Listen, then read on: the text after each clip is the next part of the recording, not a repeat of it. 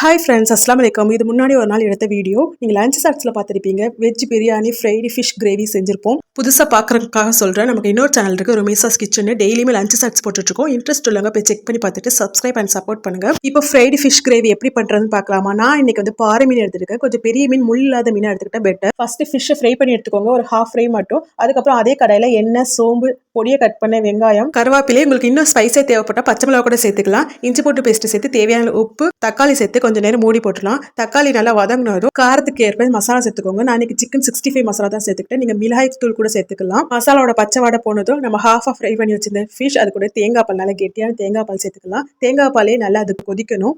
கடைசியாக half lemon, கொத்தமல்லி சேர்த்து இறக்குனா சூப்பரான ஃப்ரைடு ஃபிஷ் கிரேவி ரெடி ஆயிரும். கேரளா ஸ்டைல் வாழை இலை மீன் பொழிச்சு இது பண்ணுவாங்க இல்லையா, அதே மாதிரி தான் கொஞ்சம் இருக்கும். இது வந்து என்னோட நாத்தனா ரெசிபி.